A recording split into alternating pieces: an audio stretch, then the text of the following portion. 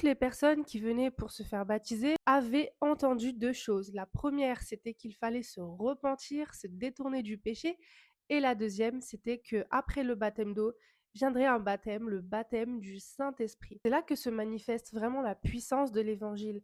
C'est quand la nature de pécheur est détruite dans les eaux du baptême que l'on en ressort complètement lavé de nos péchés avec une conscience qui est purifiée. Et ça, c'est même quelque chose qui est décrit par Pierre dans 1 Pierre chapitre 3. Il nous compare les événements du déluge à l'époque de Noé avec le baptême d'eau qui aujourd'hui représente vraiment l'engagement envers Dieu avec une conscience pure, c'est-à-dire une conscience nettoyée du péché. Et comment être nettoyé du péché s'il n'y a pas de repentance? Ça me paraît logique. Tout ça pour dire quoi finalement? Aujourd'hui, le problème que l'on rencontre dans le monde chrétien, c'est que beaucoup se font baptiser par culture, par envie de faire comme tout le monde, mais rarement par réelle conviction de suivre Jésus en abandonnant complètement le péché, en abandonnant le monde. On se retrouve donc avec des églises remplies de personnes qui demeurent dans le mal, qui n'ont absolument aucune conscience du péché et qui se disent croyantes. Si on ne t'a jamais enseigné que la repentance était inhérente au baptême d'eau, dans ce cas-là, il faut te poser les bonnes questions.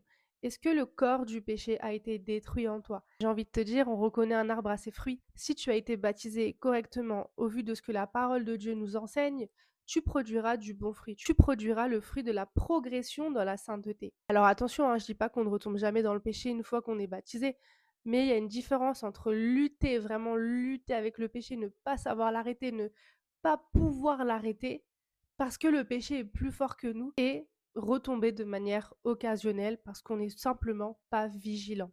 Le résultat reste le même, ça ne plaît pas à Dieu, mais il faut savoir qu'il y a des solutions. Si tu es dans ce cas-là où tu luttes vraiment avec le péché, où tu n'arrives vraiment pas à l'arrêter, où tu es dans cette lutte constante et perpétuelle et que tu en souffres terriblement, demande-toi si le corps du péché a vraiment été détruit dans les eaux du baptême. Il faut aussi beaucoup de courage pour se dire que peut-être qu'il faut se refaire baptiser, mais cette question-là, j'ai envie de te dire, elle est vraiment vitale et salutaire. Si tu as quelconque question, vraiment n'hésite pas à venir me voir en privé. Je te répondrai en toute humilité, bien sûr, et avec grand plaisir. Sur ce, je te dis à plus tard et salut!